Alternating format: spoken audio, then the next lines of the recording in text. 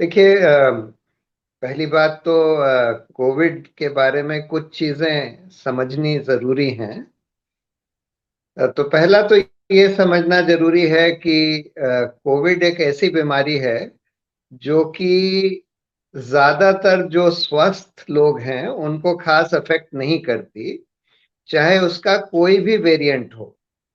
ये Omicron variant जो आजकल फैला हुआ है, ये तो अभी तक का सबसे कमजोर वेरिएंट है, जो कि हार्डली किसी को सीरियसली अफेक्ट करता है। 2-3 दिन बुखार होता है, थोड़ा खांसी जुकाम होता है, किसी के सर में दर्द भी हो जाता है, लेकिन उससे ज्यादा हार्डली किसी को कोई प्रॉब्लम इस ओमिक्रॉन से होती है। बाकी भी जितने वेरिएंट्स आए, चाहे अल्फा आया, डेल्टा आया, उससे जो स्वस्थ लोग थे और जो यंग लोग थे, उन लोगों को हार्डली कोई सीरियस सिम्टम्स या सीरियस बीमारी उनसे भी होती थी।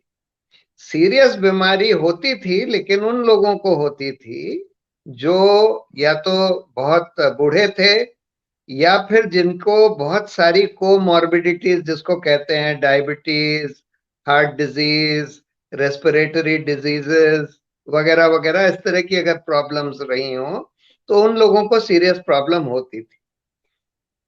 दूसरी बात ये कि इसमें जब एक बार आपको कोविड हो गया, और आज के सीरोलॉजिकल सर्वेज ये दिखा रहे हैं कि हिंदुस्तान में 90% लोगों को कोविड हो चुका है। ओमिक्रॉन आने से पहले भी करीब 90% लोगों को कोविड हो चुका था।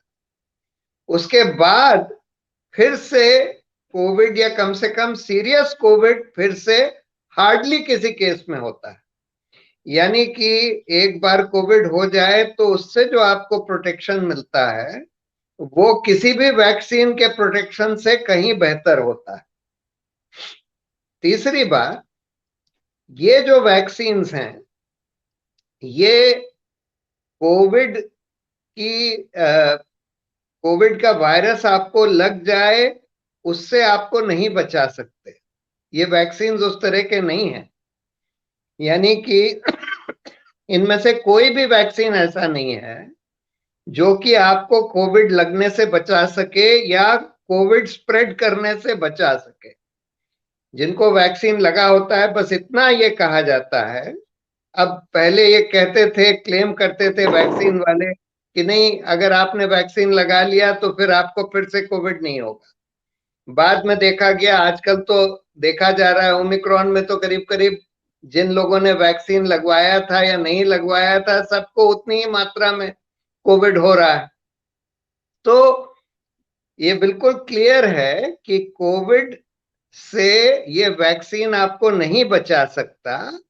वो अब ये कहने लगे हैं वैक्सीन मैन्युफैक्चरर्स कि नहीं, सीरियस इलनेस से आपको बचा लेगा। यानी कि आपको बहुत ज्यादा खतरनाक बीमारी नहीं होगी अगर आपने वैक्सीन लगवाया हुआ। अगर ये बात मान भी ली जाए कि वैक्सीन से आपको बहुत खतरनाक बीमारी नहीं होगी, तो पहली बात तो ये है कि अगर आपको कोविड हो चुका है तो वो तो आपको ज्यादा प्रोटेक्शन ऑफर करता है वैक्सीन के बदौलत। और 90% लोगों को हिंदुस्तान में कोविड हो चुका है, तो इसलिए उन लोगों को वैक्सीन लगवाने से उनको कोई फायदा नहीं होता। और बच्चों को तो कुछ होता ही नहीं है कोविड से, उनको बिल्कुल फायदा नहीं होता। तो लोगों को ये देखना होगा कि भाई, अगर हम वैक्सीन लगवाते हैं तो हमको उससे कितना प्रोटेक्शन मिलेगा। जिनको कोविड हो चुका है, यानी 90% लोग, उनको कोई प्रोटेक्शन नहीं मिल रहा। बच्चों को कोई प्रोटेक्शन नहीं मिल रहा। बाकी जो हेल्दी लोग हैं उनको भी बहुत कम चांस होता है कि भाई उनको कोई सीरियस बीमारी हो जाए। तो प्रोटेक्शन मिलेगा सिर्फ वो 2-3% लोगों को, ज्यादा से ज्यादा, जो बूढ़े हैं, जिनको कोविड नहीं हुआ, जिनको दूसरी कोमोर्बिडिटीज है। तो उन लोगों को सीरियस इलनेस से प्रोटेक्ट करने के लिए कि आप सब लोगों को वैक्सीन लगवा देंगे, जबकि अभी तक वैक्सीन का ट्रायल डेटा ही नहीं रिलीज किया गया। हम लोगों ने कोर्ट में यही गुहार लगाई है कि वैक्सीन का ट्रायल डेटा तो रिलीज करिए, पोस्ट वैक्सीनेशन डेटा रिलीज करिए कि भाई वैक्सीन जब इन्होंने इमरजेंसी यूज ऑथराइजेशन दे दिया, उसके बाद जिन लोगों को वैक्सीन लगा उनमें से क्या हुआ, कितने लोगों को उसका एडवर्स इफेक्ट हुए, क्योंकि अब ये इसके बारे में बिल्कुल साफ हो गया है कि इन वैक्सीन के बहुत सारे एडवर्स इफेक्ट्स हैं। चाहे कोई भी वैक्सीन ले लीजिए, चाहे हिंदुस्तान की वैक्सीन ले लीजिए, चाहे अमेरिका की वैक्सीन ले लीजिए, सबके, अमेरिका में तो 20,000 से ज्यादा लोगों की मौत हो चुकी है वैक्सीन से। यूरोप में 40,000 लोगों की करीब मौत हो चुकी है वैक्सीन से। उनका जो रजिस्ट्री है, और मौत के अलावा बहुत सारे लोगों को मायोकार्डाइटिस, थ्रोम्बोसिस, तरह तरह की सीरियस प्रॉब्लम्स हुई हैं वैक्सीन से। सो देयरफॉर जो आदमी वैक्सीन लेगा उसको ये सोचना होगा कि भाई उसको वैक्सीन से कितना फायदा होगा, कितना नुकसान हो सकता है। और अभी तो वैक्सीन के एडवर्स इफेक्ट्स का पूरा पता भी नहीं लगा है, क्योंकि धीरे धीरे करके उसके जो लॉन्ग टर्म इफेक्ट्स होते हैं, जैसे अब ये कहा जा रहा है कि वो आपकी इम्यूनिटी लोअर कर देता है, नेचुरल इम्यूनिटी जो है बॉडी की। अगर आप वैक्सीन लेंगे तो उससे आपकी बॉडी की नेचुरल इम्यूनिटी, दूसरी जो आपको बीमारियों से जो बचाती है, आपकी बॉडी की नेचुरल इम्यूनिटी, उसको कम कर देता है। तो यानी कि आपको आगे चलकर दूसरी बीमारियां इसकी वजह से हो सकती हैं, इस तो ये वैक्सीन की तो, वजह से।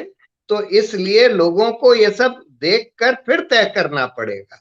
और जबकि ये वैक्सीन वैक्सीन आपको बीमारी से नहीं बचाता, बीमारी स्प्रेड करने से नहीं बचाता, ज्यादा से ज्यादा सीरियस इलनेस से बचाता है।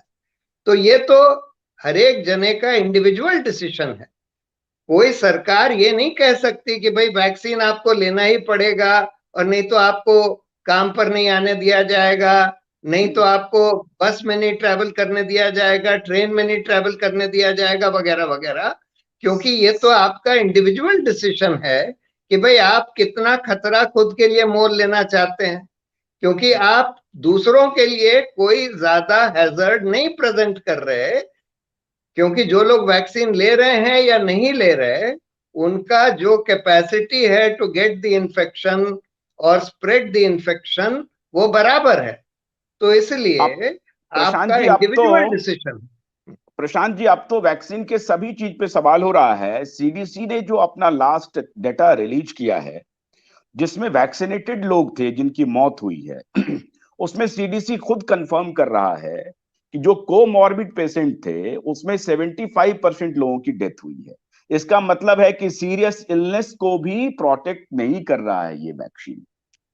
इसका मतलब तो ये भी है। तो ये भी हो गया। दूसरी बात कि आपने एक डोज ले लिया और ये उसके पीछे की फिलॉसफी यही थी कि ये आपके इम्यूनिटी को बढ़ाएगी, वो भी नहीं हुआ।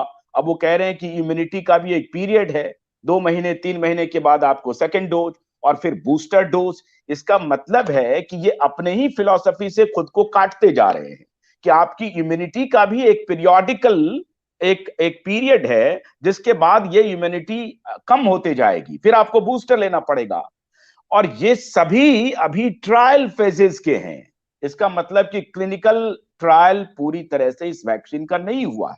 अब सवाल ये है प्रशांत जी कि दुनिया में जो एंथनी फॉची के ऊपर सवाल उठ रहा है, और वहां American media, American senators, American scientist, Barrington declares करने वाले जो साइंटिस्ट हैं, वो सब लोग वहां पर सवाल कर रहे हैं। हमारा सवाल आपसे ये है कि वहां अमेरिका तो अपनी लड़ाई लड़ रहा है, वो अमेरिकन जाने और अमेरिका के लोग जाने।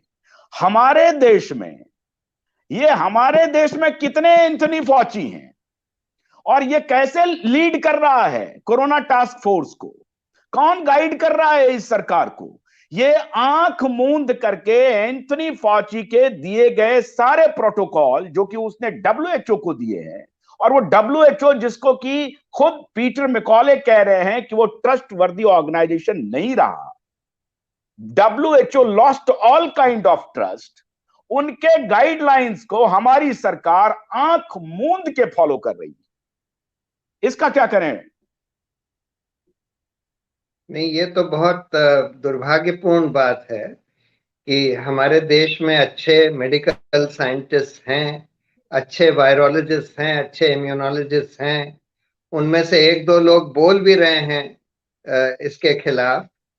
जेकब मुलियल करके एक हैं, वो बोल रहे हैं। लेकिन देखिए, हुआ ये है, अगर आप रॉबर्ट केनेडी की एक किताब आई है, जी द मैंने रियल पढ़ा है। एंथनी फाउची, फाची, हाँ। Big pharma, Bill Gates and the right. War on democracy and public health, उस हम्म। किताब को अगर आप पढ़ें तो आपको समझ में आ जाएगा कि एंथनी फाउची, जिसने इतने झूठ बोले, सबसे पहले तो यही झूठ बोला कि वायरस का ओरिजिन कहां से हुआ, हम्म। जबकि एकदम क्लियर है कि उसने जो वुहान लैब की फंडिंग करी एंथनी फाउची ने, इको हम्म। हेल्थ अलायंस के थ्रू, हम्म। उसकी वजह से ये वायरस क्रिएट किया गया और लैब से ही निकला है, अब तो बिल्कुल साफ हो गया है। और हम्म। एंथनी फाउची उसके बारे में झूठ बोलता रहा। हम्म। उसके बाद उसने ये तरह तरह के झूठ बोले। उसने बोला कि मास्क आपको प्रोटेक्ट करेगा, जबकि वो स्टडीज सारी ये दिखा रही थी कि मास्क से कोई फायदा नहीं होगा। उसने ये झूठ बोला कि भाई बच्चों को बहुत खतरा है, जबकि बच्चों को सारी स्टडीज, सारा डेटा ये दिखा रहा है कि बच्चों को इससे वर्चुअली कोई खतरा नहीं है। उसने ये बोला कि इस वैक्सीन से आपको कोविड नहीं होगा, जबकि ये बिल्कुल क्लियर था कि भाई इससे कोविड होगा।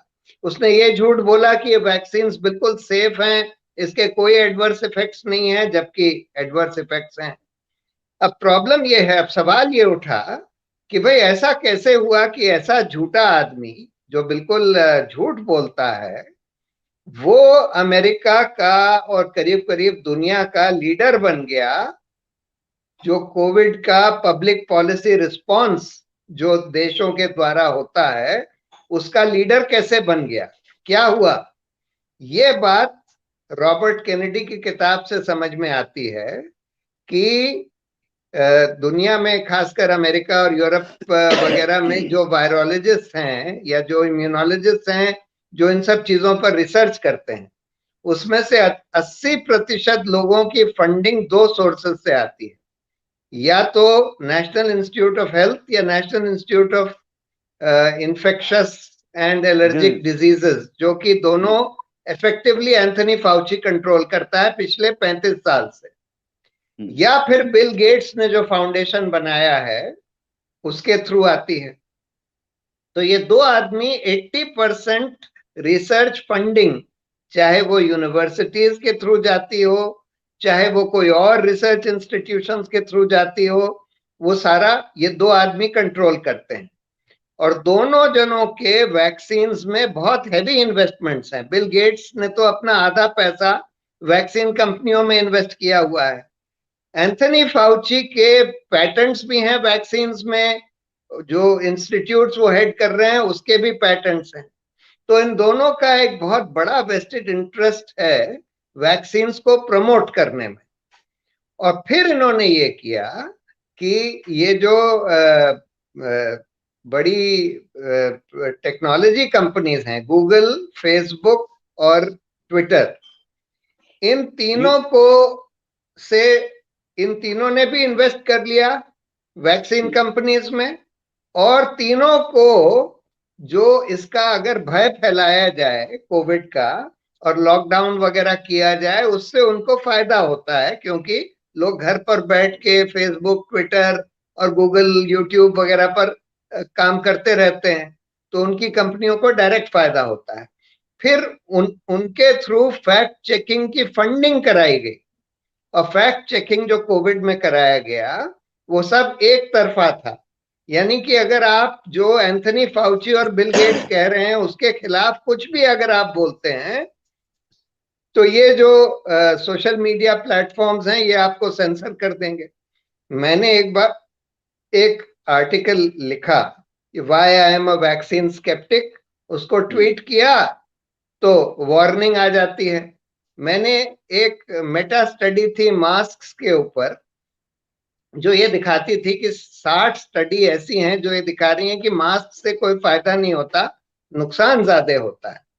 लेकिन जैसे ही मैंने वो ट्वीट करी, तो मेरा ट्विटर अकाउंट ही सस्पेंड कर दिया गया 2 हफ्ते के लिए। तो जो भी साइंटिस्ट, जो 20% इंडिपेंडेंट साइंटिस्ट हैं, अगर वो इसके खिलाफ बोलते हैं, और कई सारे बोल रहे हैं, बहुत सारे बोल रहे हैं, तो उनका सोशल मीडिया अकाउंट सस्पेंड कर दिया जाता है। उनको उनको मेन स्ट्रीम मीडिया भी इसी तरह से बह गई है। उन लोगों को भी खूब पैसा दिया गया है ये फैक्ट चेकिंग के नाम से।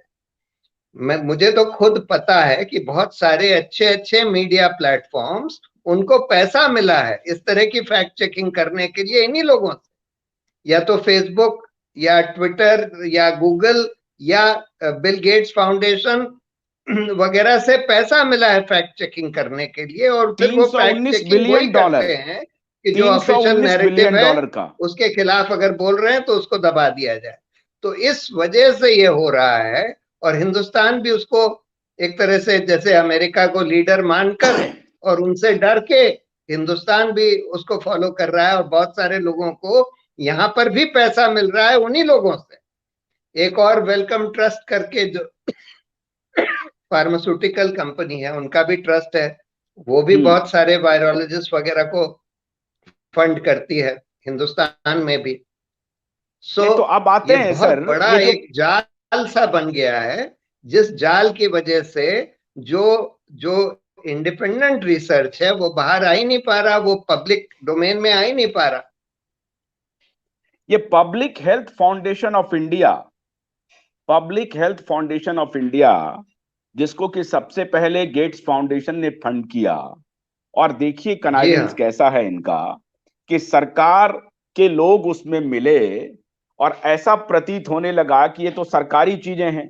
लेकिन बहुत कम लोगों को मालूम है कि पीएचएफआई जो है एक प्राइवेट बॉडी है, और वहां से कैसे कंट्रोल हो रहा है। तो जरा दर्शकों के बारे में, या कभी कोर्ट में आपने कभी इस बात का जिक्र किया कि पूरा हमारा जो हेल्थ केयर कॉल है वो कंप्रोमाइज्ड हो चुका है ये पीएचएफआई की वजह से? नहीं, ये बात अभी कोर्ट में नहीं गई है। ये बात तो मैं अपने ट्वीट्स वगैरह में कहता रहा हूँ, वगैरह वगैरह। लेकिन ये बात आपकी बिल्कुल सही है कि पब्लिक हेल्थ फाउंडेशन की बहुत बड़ी फंडिंग गेट्स फाउंडेशन से आ रही, एंड देयरफॉर वो लोग जो गेट्स चाहता है उसके खिलाफ कुछ कह नहीं सकते, कुछ बोल नहीं सकते। ये तो अमेरिका में देखा गया ना, जब वो एक एंडरसन नाम का एक आदमी जो लायोला कैलिफोर्निया के एक रिसर्च इंस्टीट्यूट में काम करता है, उसने जब 31 दिसंबर 2019 को फाउची को ईमेल लिखी कि भाई मैंने ये वुहान से जो नया वायरस निकला है कोविड-19, उसका मैंने एनालिसिस उसका वो देखा है, उसका जो जेनोमिक सीक्वेंस है, और ये चीज नेचुरली अराइज हो ही नहीं सकती, ये लैब में ही बनाया गया है, ये वायरस लैब से ही लीक हुआ है। तो उसको एंथनी उसने डाउन फाउची प्ले ने किया। अगले दिन अपने सारे वायरोलॉजिस्ट की उसकी भी मीटिंग बुलाकर और बोल दिया सबसे कि भाई ये चीज बिल्कुल बाहर नहीं जानी चाहिए, ये बिल्कुल एकदम स्क्वाश कर देनी चाहिए। जो लोग ये बोलना भी चाहते हैं कि ये लैब से लीक हुआ है, और उसके 5 दिन के अंदर उसी एंडरसन ने एक पेपर लिखा उस इको हेल्थ अलायंस जिसके थ्रू वुहान लैब की फंडिंग करी गई थी, उसके साथ मिलकर एक पेपर लिखा जिसमें ये लिखा कि नहीं, इसका नेचुरल ओरिजिन है और ये तो लैब से निकल ही नहीं सकता। और उसी एंडरसन को 6 महीने के अंदर $6 मिलियन और फाउची ने ग्रांट के बतौर दिए। तो इसलिए ये बहुत बड़ी प्रॉब्लम हो गई है। जिस जिस तरह का की फंडिंग ये फार्मास्यूटिकल कंपनी से आ रही है, और ये इस national institute of health, national institute of allergic and infectious diseases से आ रही है, जिनका की सीधा पैटेंट्स हैं वैक्सीन के ऊपर, उनका भी वेस्टेड इंटरेस्ट हो गया है, जैसे फाउची जो इंस्टीट्यूट रन करता है, और बिल गेट्स का तो ही है। तो ये एक बहुत बड़ी प्रॉब्लम हो गई है, और अब ये सोशल मीडिया प्लेटफॉर्म्स का भी एक वेस्टेड इंटरेस्ट हो गया है इसमें। नहीं तो आपको क्या लग रहा है, ये कोई बड़ी प्रॉब्लम तो है, लेकिन क्या आप इसके खिलाफ दुनिया भर में तो माहौल बन रहा है, लेकिन भारत से मैं तो 50 बार, मैंने दत्तात्रेय होसबोले को, संघ के जो दूसरे सेकंड इन कमान है, मैंने उनसे फोन पर पूछा, मैंने उनसे पूछा कि ये बताइए कि इस पर आपका क्या टेक है। उन्होंने कहा कि जो आप कह रहे हैं मैं आपकी बात से सहमत हूं, मैंने कहा जब मेरी बात से आप सहमत हैं तो आप सरकार को क्यों नहीं कह रहे हैं कि वो अमेरिका से पूछे या पूरी दुनिया से पूछे कि भैया इसके ओरिजिन का इन्वेस्टिगेशन इंडिपेंडेंट होना चाहिए। अब देखिए अमेरिका में बाइडेन की सरकार आई तो बाइडेन ने इन्वेस्टिगेशन तो करवा लिया और 3 महीने में इनकंक्लूसिव रिपोर्ट भी दे दिया उन्होंने। मिट्टी पलीत कर दी एक प्रकार से। उस इन्वेस्टिगेशन का कोई मतलब नहीं है। सबको मालूम था कि यही होना है क्योंकि वहां पर एंथनी फॉची ने एक प्रकार से कब्जा किया हुआ है बाइडेन को। तो वो तो अपनी लड़ाई लड़ रहे हैं। मेरा सवाल आपसे प्रशांत जी ये है कि हमारे देश में मैं समझता हूं कि ये सिर्फ कोरोना प्रोटोकॉल ये नहीं है। हमारे देश में डेमोक्रेसी मुझे लगता है कि प्री इंडिपेंडेंस भी ऐसी हालत नहीं थी प्रशांत जी। प्री इंडिपेंडेंस भी ऐसी हालत नहीं थी। पूरी तरह से कैप्टिव हो गए हैं हम लोग। कुछ नहीं लोग कर पा रहा है। आप फेसबुक पे नहीं जा सकते, यूट्यूब पे नहीं जा सकते, कोर्ट नहीं सुन सकता। कोर्ट ने फाइन लगा दिए। जो एलोपैथ के अलावा जो कोई डॉक्टर प्रैक्टिस कर रहे थे उसको फाइन लगा दिया। नहीं, ये बात आपकी बिल्कुल सही है कि इसके आड़ में एक तो सरकारों ने इस कोविड के आड़ में डिजास्टर मैनेजमेंट एक्ट का के जरिए से हर तरह के ड्रैकोनियन रिस्ट्रिक्शंस इम्पोज कर दिए, लॉकडाउन इम्पोज कर दिए, मास्क मैंडेट्स इम्पोज कर दिए, स्कूल्स को बंद कर दिया गया, वैक्सीन के मैंडेट्स वगैरह आ गए कि अगर आप वैक्सीन नहीं लगवाएंगे तो आपको नौकरी नहीं मिलेगी। भारत सरकार ये नहीं कह रही है। भारत सरकार तो ये कह रही है कि वैक्सीन वॉलंटरी है, इसके ना लेने से आपको कोई सर्विस डिनाई नहीं करी जा सकती।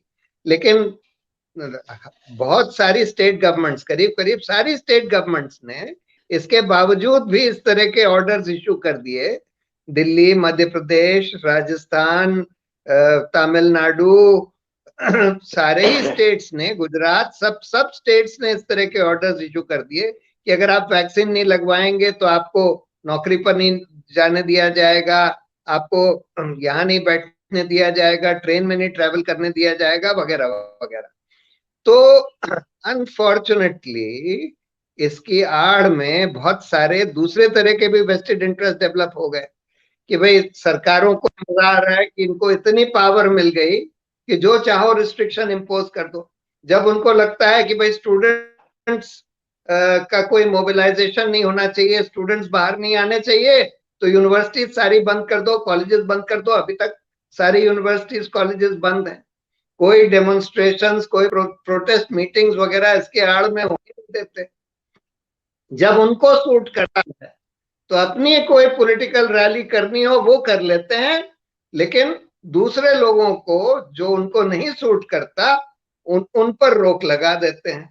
और ये सिर्फ हिंदुस्तान में नहीं हो रहा है, ये पूरे दुनिया में हो रहा है। अनफॉर्चुनेटली जिनको हम लिबरल डेमोक्रेसीज माना करते थे, चाहे अमेरिका को हम ले लें, चाहे यूरोप में बहुत सारे देशों को ले लें, फ्रांस को देख लीजिए, फ्रांस को ले लीजिए, जर्मनी को ले लीजिए, इटली को ले लीजिए, ऑस्ट्रिया को ले लीजिए, उन सब देशों में इसी तरह के ड्रैकोनियन रिस्ट्रिक्शंस इम्पोज करे गए हैं जो कि हमारी सिविल लिबर्टीज के बिल्कुल खिलाफ हैं, जिसका कोई साइंटिफिक जस्टिफिकेशन भी नहीं है। क्योंकि कोई देश कोविड को रोक नहीं पाया, चाहे जितना ड्रैकोनियन रिस्ट्रिक्शन आप इम्पोज कर लें, चाहे जितना वैक्सीनेशन लगा लें। इजराइल में करीब करीब 100% लोगों को वैक्सीन लग चुका है, 90% से ज्यादा, लेकिन वहां पर फिर भी कोविड केसेस खूब तेजी से बढ़ रहे हैं। तो इसलिए लेकिन सर इजराइल की अच्छी बात यह है कि इजराइल अब धीरे धीरे, वहां की मैं एक साइंटिस्ट को सुन रहा था और ने कहा कि हम लोग अपने मिस्टेक्स को कबूल कर रहे हैं कि हम लोगों से गलती हुई। खासतौर से उन्होंने कहा कि स्कूल कॉलेजेस बंद करना हमारे लिए बहुत गलत था। तो वहां तो कम से कम ये बात हो रही है, वहां की सरकार भी थोड़ा थोड़ा हिम्मत कर रही है, गलती स्वीकार कर रही है, क्योंकि वहां एक एक एक प्रकार का ट्रांसपेरेंसी है। यहां तो गलती स्वीकार नहीं कर रहे हैं। आप यहां सोचिए कैसी स्थिति है कि नेशनल टेक्निकल एडवाइजरी जो इनकी कमिटी है साइंस वाली एनटीजेआई, उसका एक एक मेंबर कहता है एक दिन पहले, डॉक्टर मोलियल, कि बच्चों को वैक्सीन की आवश्यकता हमारे यहां नहीं है, हमारे यहां उनकी इम्यूनिटी के साथ कोई दिक्कत नहीं है। और 3 दिन के बाद प्रधानमंत्री आकर के घोषणा कर देते हैं, 3 दिन के बाद उनकी कमिटी, हमने आपने नहीं कहा है, उनकी कमिटी, सरकार की कमिटी के लोग, साइंटिस्ट, वो काबिल साइंटिस्ट, काबिल डॉक्टर, उनको ये बोल रहे हैं कि आपकी आवश्यकता नहीं है, उसको सेट असाइड करके ये किसके इशारे पर चल रहा है? वी नहीं आर लिविंग, बिल्कुल, हिंदुस्तान बनाना में तो रिपब्लिक में है ना। हम्म, हिंदुस्तान में तो जो रियल साइंटिस्ट हैं उनकी बात तो सुनी नहीं जा रही, और जो रियल साइंटिस्ट हैं उनमें से कई लोग तो खैर अनफॉर्चुनेटली ये गेट्स फाउंडेशन, वेलकम ट्रस्ट वगैरह से पैसा लेकर बैठे हुए हैं, तो इसलिए वो लोग उनके खिलाफ बोल नहीं सकते। लेकिन जिन लोगों ने उनसे पैसा नहीं लिया है, जेकब मूलियल जैसे लोग, कई लोग हैं जो इसके खिलाफ इंटरनली बोलते हैं। लेकिन जो ये पॉल वगैरह, जिनको कोई ये कोई एपिडेमियोलॉजिस्ट थोड़ी हैं जिनको कि कोविड रिस्पांस टीम का हेड बना दिया है, के पॉल या क्या नाम है, जो भी पॉल है, डॉक्टर विनोद जो पॉल, विनोद ये पॉल। तो, हाँ, वो श्री रेड्डी और विनोद पॉल, ये दोनों तो अभी एंथनी फॉची का हम लोग लिस्टिंग कर रहे हैं। हाँ, प्रशांत जी की who are the Indian Anthony Faucis, तो उसमें इन लोगों का नाम सबसे ऊपर में है। बिल्कुल सबसे बिल्कुल बिल्कुल बिल्कुल, ये लोग, इन लोगों को कोई इसकी वायरोलॉजी या इम्यूनोलॉजी या एपिडेमियोलॉजी की कोई समझ नहीं है। लेकिन अनफॉर्चुनेटली यही लोग जो है हम लोगों का कोविड रिस्पांस लीड कर रहे हैं, और इन लोगों के मतलब ऑब्वियसली पब्लिक हेल्थ फाउंडेशन को तो पैसा ही मिला हुआ है बिल गेट्स वगैरह से, तो ये बहुत बड़ी प्रॉब्लम हिंदुस्तान में भी हो गई है। अगर अगर केंद्र सरकार सुप्रीम कोर्ट में ये एफिडेविट दे करके बताती है कि भाई वैक्सीन जो है वो मैंडेटरी नहीं है, ये आपके चॉइस पर है, आप लेना है लीजिए, नहीं ये वॉलेंटरी है, बावजूद इसके वो फिर अपने उसमें लिख देता है कि एडवाइजेबल है ये, और उसको आधार बना करके डिफरेंट स्टेट्स जो है वो बारे न्यारे कर रहे हैं, पैसा कमा रहे हैं। पुलिस वाले मास्क देखेंगे, वैक्सीन का सर्टिफिकेट लाओ, लोगों की नौकरी पर नहीं जाने दे रहे हैं। गार्ड, प्राइवेट कंपनीज में तो नॉर्मल गार्ड कहता है मोदी का सर्टिफिकेट दिखाओ। एक महिला हमको पुणे से फोन कर रही थी कि उनके हस्बैंड डायबिटिक हैं, दो दो डोज ले चुके हैं, फिर गार्ड ने उनको कहा कि मोदी जी का वैक्सीन का सर्टिफिकेट हमें दिखाओ तब हम तुमको अंदर जाने देंगे। अब हमें यह बताइए प्रशांत जी कि ये जो जो स्टेट गवर्नमेंट्स के लोग जो इस तरह का ऑर्डर रिलीज कर रहे हैं, काम कर रहे हैं, तो ये किसका उल्लंघन है? सुप्रीम कोर्ट का उल्लंघन है? नहीं, देखिए, डिजास्टर मैनेजमेंट एक्ट में सेंट्रल गवर्नमेंट और स्टेट गवर्नमेंट दोनों को ही अथॉरिटी है। अगर सेंट्रल गवर्नमेंट बिल्कुल डायरेक्ट ये ऑर्डर इशू करे, सेंट्रल गवर्नमेंट आरटीआई के जवाब में तो ये कह रही है कि भाई वैक्सीन मैंडेटरी नहीं है, सुप्रीम कोर्ट में एफिडेविट देकर भी ये कह रही है, लेकिन कोई ऑर्डर डिजास्टर मैनेजमेंट एक्ट में इन्होंने इशू नहीं किया है जो ये कहता है कि वैक्सीन को किसी भी सर्विस के लिए कंपलसरी नहीं बनाया जा सकता। अगर ऐसा ऑर्डर इशू कर दें तब फिर स्टेट गवर्नमेंट के जो ये ऑर्डर्स हैं, जो कि वैक्सीन मैंडेट्स जिनको हम कहते हैं, ये तब मेरी राय में इलीगल हो जाएंगे, क्योंकि सेंट्रल गवर्नमेंट का जो ऑर्डर है वो प्रिवेल करेगा।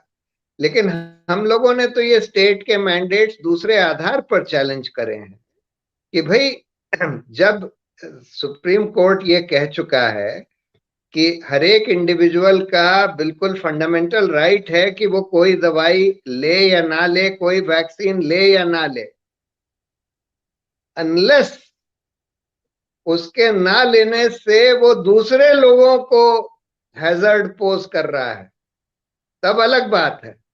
लेकिन मैं कोई दवाई लूं, मेरा अपने शरीर पर पूरा मौलिक अधिकार है कि मैं कोई दवाई लूं कि ना लूं, अपने लिए वैक्सीन लूं कि ना लूं, मुझे अपने कॉस्ट बेनिफिट्स वे करके तय करना पड़ेगा। कोई अथॉरिटी, कोई सरकार मुझको फोर्स नहीं कर सकती कि भाई ये तुम्हारे लिए वैक्सीन अच्छा है तुम ले लो। लेकिन अगर वैक्सीन ना लेने से if I pose a public health hazard to others, तब फिर मुझको वो हैजर्ड पोज करने से रोका जा सकता है। लेकिन ये तो क्लियर हो गया है, अब सारी स्टडीज ये दिखा रही हैं कि वैक्सीन लेने से आप ना तो अपने ऊपर इन्फेक्शन रोक सकते हैं, ना ही उस इन्फेक्शन को स्प्रेड करना रोक सकते हैं। तो यानी आप वैक्सीन लें या ना लें, आप उतना ही बड़ा थ्रेट हैं टू अदर पीपल जितना वैक्सीन लेने से।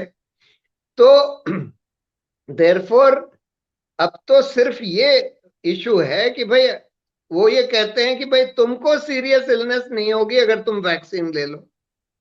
तो मुझे ये तय करना है कि भाई मुझे क्या चांस है सीरियस इलनेस होने का। मैं अभी एक इंग्लैंड के डॉक्टर का इंटरव्यू सुन रहा था जो कहता है कि मैं मानता हूं कि वैक्सीन सीरियस इलनेस से आपको बचा सकती है, लेकिन अभी ये नहीं पता है कि वैक्सीन के कितने और एडवर्स इफेक्ट्स निकलेंगे। धीरे धीरे निकलते आ रहे हैं, लॉन्ग टर्म क्या क्या इफेक्ट्स होंगे। और जब मैं हेल्दी हूं, मैं एक हेल्दी डॉक्टर हूं, मैं मुझे अब कोविड हो भी चुका है, तो मुझे पता है कि मेरे लिए रिस्क इस कोविड से हार्डली कुछ है, जीरो करीब करीब रिस्क है। तो मैं ऐसा अनसर्टेन वैक्सीन क्यों लूं जो मुझे सीरियस इलनेस से बचाएगा? सीरियस इलनेस का तो मुझे वैसे ही चांस नहीं है, हार्डली कोई चांस है। तो मैं ऐसा वैक्सीन क्यों लूं जिसके अभी एडवर्स इफेक्ट्स धीरे धीरे पता लगते जा रहे हैं? तो इसलिए वो तो आपकी इंडिविजुअल चॉइस है कि आप अपने रिस्क बेनिफिट्स देखकर वे कर तय कर सकते हैं। इसलिए आपको कोई कंपेल नहीं कर सकता कि भाई अगर तुम ये वैक्सीन नहीं लोगे तो तुमको हम ट्रेन में नहीं बैठने देंगे या तुमको हम नौकरी नहीं करने देंगे वगैरह वगैरह। इस आधार हम पर हम लोगों ने चैलेंज किया। हमने कुछ बच्चों की रिपोर्ट्स दिखाई थी अपने शो में कि कैसे उनकी मृत्यु हो गई ये वैक्सीन के बाद। अब उनकी समस्या ये है प्रशांत जी, ये लीगल पॉइंट ही मैं आपसे पूछना चाहता हूँ। उनकी समस्या ये है कि कॉम्पनसेशन के लिए अगर वो कहीं जाए तो उनका पोस्टमार्टम ही नहीं हुआ है, नहीं, पोस्टमार्टम हुआ नहीं। हम्म। हिंदुस्तान में तो एडवर्स इफेक्ट्स, वैक्सीन के एडवर्स इफेक्ट्स रजिस्टर करने का सिस्टम ही बिल्कुल गड़बड़ है। इस पर तो कई लोग बड़े अच्छे अच्छे अध्ययन करके आर्टिकल्स लिखे हैं। अमेरिका में भी बहुत अच्छा नहीं है सिस्टम। वहां पर भी कहते हैं कि 1 से 10% ही एडवर्स इफेक्ट्स रजिस्टर किए जाते हैं, क्योंकि बड़ा कम्बरसम सिस्टम है, 10 पेज का फॉर्म भरना होता है, डॉक्टर को साइन करना होता है वगैरह वगैरह। हम्म। आपको हम्म। ये बोलना होता है कोई भी अगर आपने गलत इंफॉर्मेशन दी तो आपको प्रोसिक्यूट किया जाएगा। तो इसलिए बहुत सारे लोग तो उसमें फॉर्म भरते ही नहीं, तो लोगों को पता नहीं लगता। लेकिन हिंदुस्तान में तो कोई सिस्टम है ही नहीं, किसी को पता ही नहीं है कि अगर उसको एडवर्स इफेक्ट हो जाए वैक्सीन का तो वो कहाँ रजिस्टर करे, क्या करे वगैरह। तो इसलिए हिंदुस्तान में तो इसका रजिस्ट्रेशन होता ही नहीं, और सरकार कहती है कि उनके पास कोई डेटा नहीं है। तो हमारे इसके बारे मिलॉर्ड्स में वो कहाँ हैं वर्चुअली सर? कोई डेटा नहीं। नहीं तो प्रशांत जी, हमारे मिलॉर्ड्स कहाँ हैं? हमारे मिलॉर्ड को ये नहीं दिखाई पड़ रहा है कि साइकिल पर चलता हुआ व्यक्ति को भी वैक्सीन लगा दिया, स्कूटर पे जाता हुआ व्यक्ति को भी वैक्सीन लगा दिया, खिड़कियों से वैक्सीन लगाने की आ रही है, इधर से ले लो उधर से ले लो, ये दिखता है, उनको सब मालूम है। और जहां पर कि इतना बड़ा प्रोटोकॉल फॉलो करना है वैक्सीन का, 10 पेज के पेपर होने चाहिए, उसके पूरे मेडिकल हिस्ट्री होनी चाहिए जिसको भी आप वैक्सीन लगा रहे हैं, फिर उनको फिर चॉइस पूछना चाहिए, ये सारे प्रोटोकॉल्स हैं वैक्सीनेशन के प्रोटोकॉल। तो वैक्सीनेशन का प्रोटोकॉल एक फॉलो नहीं हो रहा है, और ये हमारी अदालत, माननीय अदालत को दिखाई नहीं पड़ रहा देखिए, ऐसा है कि इस पर इतना ज्यादा प्रोपेगेंडा हुआ है वैक्सीन के ऊपर, और होता ही चला जा रहा है। जिस अखबार में देखो, जिस मीडिया में देखो, वैक्सीन का प्रोपेगेंडा चल रहा है। तो ऑब्वियसली जजेस भी ह्यूमन होते हैं, उनका माइंड भी उससे अफेक्ट होता है जो प्रोपेगेंडा चल रहा है। जब तक कि कोई बहुत ज्यादा स्टडी ना करे या उसके तह पर ना जाए, या रॉबर्ट केनेडी की किताब ना पढ़े, या इस तरह की कोई किताब ना पढ़े, तब तक उसको ये समझ में नहीं आता कि भाई ये इतना सारा प्रोपेगेंडा हो रहा है, इसके पीछे बहुत सारे फाइनेंशियल वेस्टेड इंटरेस्ट इन्वॉल्व है। तो इसलिए जज लोग भी ये कहते हैं कि भाई हम वैक्सीन हेजिटेंसी नहीं क्रिएट करना चाहते, हम कुछ सवाल अगर पूछेंगे तो इससे वैक्सीन हेजिटेंसी, जो कि मेरी राय में बिल्कुल गलत तरीका है इस तरह के कॉन्स्टिट्यूशनल इश्यूज जिसमें कि human rights, fundamental rights involve हैं, उसको देखने का। अरे भाई, अगर किसी के फंडामेंटल राइट्स इन्वॉल्व हैं, किसी के ह्यूमन राइट्स इन्वॉल्व हैं, और वो कुछ कह रहा है, तो आपको वो देखना पड़ेगा, आपको एग्जामिन करना पड़ेगा कि जो प्रोपोगंडा हो रहा है या सरकार जो कह रही है ये सही है, या ये जो पिटिशनर कह रहा है या जो दूसरी स्टडीज में कहा जा रहा है, क्या वो सही है, क्या कौन सा डेटा सही है, क्या तो ये तो कोर्ट को देखना पड़ेगा ना। उस पे ये नहीं कहा जा सकता कि भाई अगर हम इसको देखेंगे भी तो उससे वैक्सीन हेजिटेंसी हो जाएगी। ये तो बिल्कुल गलत तरह का व्यू है। ये कोर्ट की अपनी जो रिस्पॉन्सिबिलिटी है उससे फिर हाथ धो लेने की बात। नहीं तो कल तो फिर तो उनको भी जिम्मेदार ठहराया जाएगा, जो एडवर्स रिपोर्ट्स आ रहे हैं वैक्सीन के, कि वो किसी चीज में कारगर नहीं हो रही है, ना तो इन्फेक्शन रोकने में हो रही है, ना ही ये आपके इलनेस को रोकने में हो रही है। और ये एक प्रकार से फ्यूटाइल एक्सरसाइज है। हजारों लाखों करोड़ रुपया व्यक्ति का, इंस्टीट्यूशन का और सरकार का इस पे हम लोगों ने दे हाँ दिया देखिए, है। इसमें इसमें अल्टीमेटली तो एंथनी फाउची, बिल गेट्स और कई सारे साइंटिस्ट जिन्होंने, जिनको पता था कि भाई ये झूठ बात कह रहे हैं, जैसे कि वो एंडरसन, उसने पेपर लिख दिया, उसको पता था कि वो बिल्कुल झूठी बात कह रहा है कि वायरस वुहान लैब से नहीं निकला, उसको पता था कि वायरस वहां से निकला है। उसी तरह से जो साइंटिस्ट जिनको पता है और जो समझते हैं और झूठी बात कह रहे हैं, वो तो डायरेक्टली, ये तो एक तरह का जेनोसाइड चल रहा है, पूरी दुनिया में जेनोसाइड चल रहा है। और उसके लिए उन साइंटिस्ट को बिल्कुल जिम्मेदार ठहराया जाना चाहिए, खासकर एंथनी फाउची और बिल गेट्स जैसे लोगों को। बिल गेट्स वगैरह ने जिस तरह का काम किया है, और फिर ये सोशल मीडिया प्लेटफॉर्म्स ने जो सेंसरशिप करने का काम किया है, इन लोगों को बिल्कुल जिम्मेदार ठहराया जाना चाहिए। जो लोग प्रोपोगंडा से बह गए हैं, देखिए अनफॉर्चुनेटली ये हुआ है कि जैसे आप अपने फैमिली डॉक्टर के पास जाएंगे, वो भी ये बोलेगा कि भाई वैक्सीन बिल्कुल सेफ है, वैक्सीन ले लो। वो तो इसमें एक्सपर्ट है नहीं इस फील्ड में, तो वो तो जो सुनता है, जो दूसरे साइंटिस्ट कह रहे हैं या जो रिस्पांस टीम के लोग कह रहे हैं, उसके आधार पर आपको एडवाइस देता है, तो उसको जिम्मेदार नहीं ठहराया जा सकता, क्योंकि अब वो पूरा रिसर्च तो वो कर नहीं सकता। लेकिन जो लोग इसके लिए डायरेक्टली, और कोर्ट की तो पूरी जिम्मेदारी है, उनके सामने तो सब डेटा प्रेजेंट किया जा रहा है ना, तो उनको तो देखना पड़ेगा कि भाई कौन, क्या डेटा सही है नहीं है, क्या कहाँ पर ये साइंटिफिक स्टडीज निकली हैं, कौन लोग हैं जिन्होंने, जिनका कोई वेस्टेड इंटरेस्ट नहीं है, जिन्होंने स्टडी कर कर कुछ बोला है, वगैरह वगैरह, वो सब उनको देखना पड़ेगा। ये नहीं कोई कोर्ट कह सकता, या कहना नहीं चाहिए कि भाई इससे तो वैक्सीन हेजिटेंसी, अगर हम ये देखेंगे तो वैक्सीन हेजिटेंसी हो जाएगी। ये बिल्कुल बिल्कुल गलत नजरिया है। कोर्ट की बात तो आप कह रहे हैं कि गलत नजरिया है। अब आप थोड़ा सा ब्यूरोक्रेसी के ऊपर तो हम सवाल ही नहीं करेंगे, क्योंकि कंप्लीटली कॉम्प्रोमाइज्ड है, उसके बारे में क्या कहना। ये मीडिया के बारे में भी बात हो गई। हमारा सवाल ये है कि भारत में, मान लीजिए अमेरिका में तो रिपब्लिकन सेनेटर पूछ रहे हैं, भारत का जो अपोजिशन है प्रशांत जी, ये कहां से क्या हो गया है, क्यों ये चुप है? या आप सोच रहे हैं कि ये प्रोपेगेंडा का हिस्सा हो गया है, या डर गया है ये भी, इसको भी किसी डॉक्टर ने कह हाँ, दिया है? ये भी प्रोपोगंडा का हिस्सा हो गया है, प्रोपोगंडा से बह गया है, और इनकी हिम्मत नहीं है कि जो डोमिनेंट नैरेटिव है, जिस तरह का प्रोपोगंडा चला है, उसके खिलाफ बोल सकें। अनफॉर्चुनेटली इतनी हिम्मत नहीं है। दोनों ही चीजें हैं, प्रोपोगंडा में बह गए हैं, और जो लोग नहीं भी बहे हैं उनकी इतनी हिम्मत नहीं है कि इस पूरे जो डोमिनेंट नैरेटिव या प्रोपोगंडा के खिलाफ बोल सके। हमारे ही कितने सारे दोस्तों ने मुझसे ये बात बोली कि भाई तुम ऐसा क्यों कह रहे हो, वैक्सीन को क्यों सवाल उठा रहे हो, मास्क पर क्यों सवाल उठा रहे हो, वगैरह वगैरह। तो क्योंकि वो भी प्रोपोगंडा से इतना इतना बह गए हैं प्रोपोगंडा में, और उसमें से भी हम जानते हैं कि कुछ लोग समझते हैं, हमारे दोस्तों में भी, लेकिन उनकी हिम्मत नहीं है ये बात कहने की अगेंस्ट द डोमिनेंट नैरेटिव, और उनके दोस्त लोग जो कह रहे हैं उनके खिलाफ बोलने की उनकी हिम्मत नहीं है।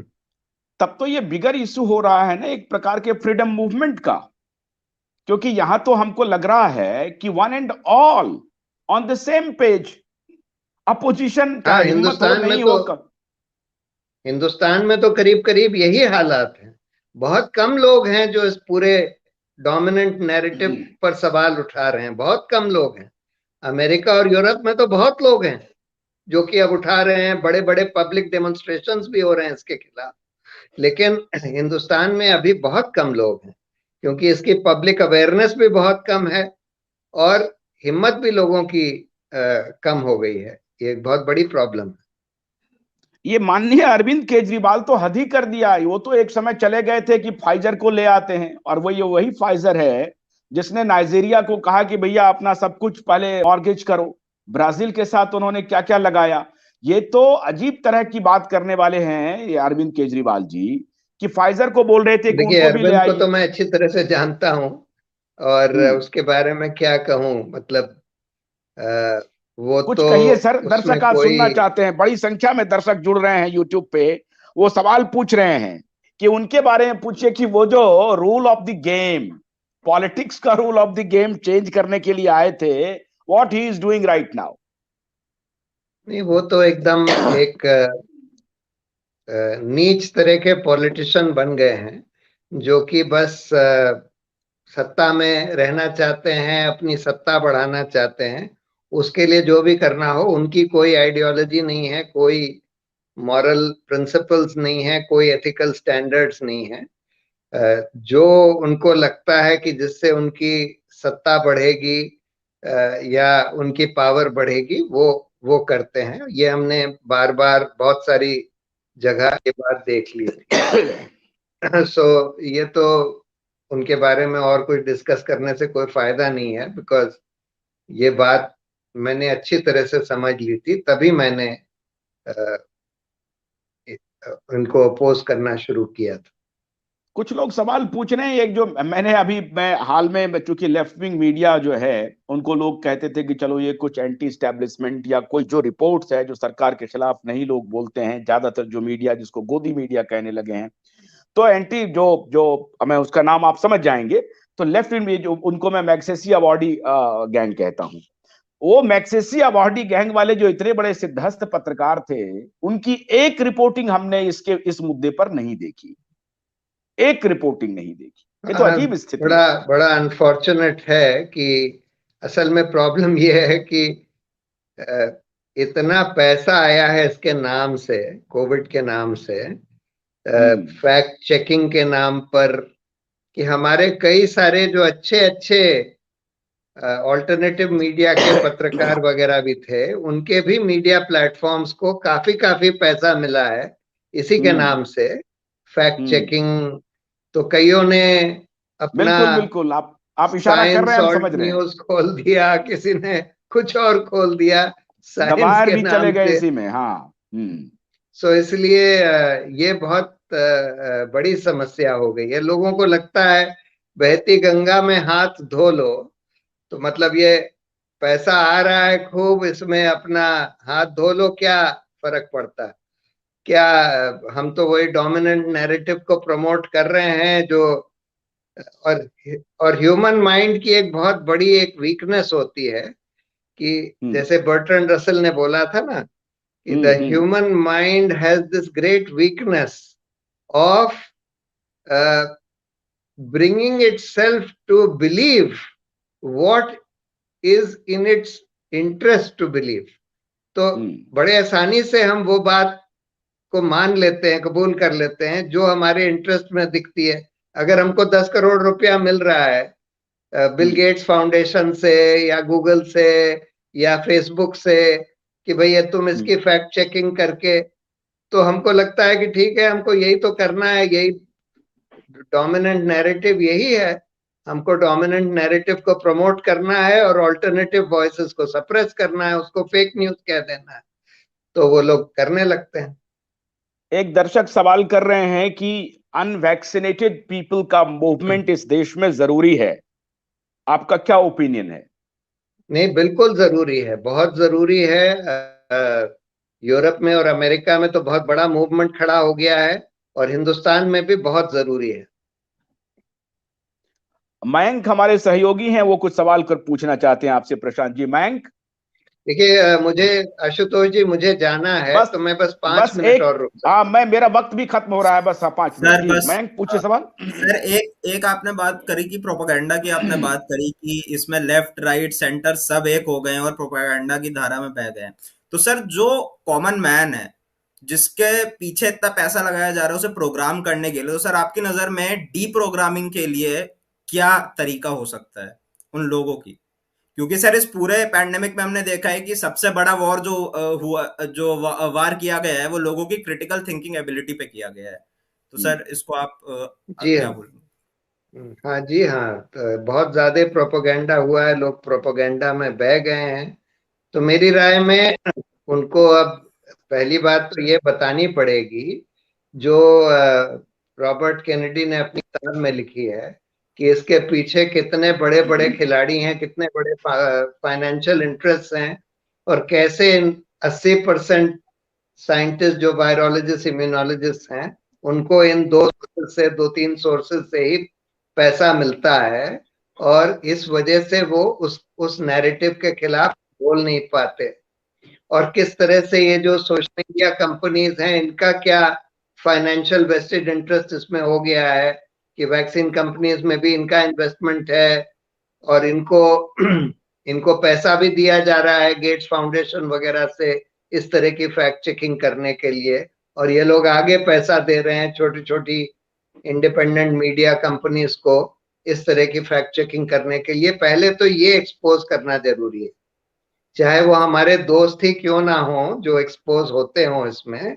पर इसका पूरा फाइनेंशियल, पूरा जो जाल है, जिस तरह से ये बिछाया गया है, इसको एक्सपोज करना जरूरी है। तब फिर लोग थोड़ा और ओपन माइंडेड होंगे। पहले तो गेट्स और फाउची से ही शुरू करना चाहिए, फिर कि इन लोगों की फंडिंग, और फिर ये फेसबुक वगैरह से जिन लोगों को फंडिंग मिल रही है। मुझे पता है कि हिंदुस्तान में 7 मीडिया कंपनीज को फेसबुक ने $1-1 मिलियन दिया फैक्ट चेकिंग करने के लिए, जिसमें छोटे बड़े मीडिया सब कंपनी लोग। सभी हैं, आज तक वगैरह भी है।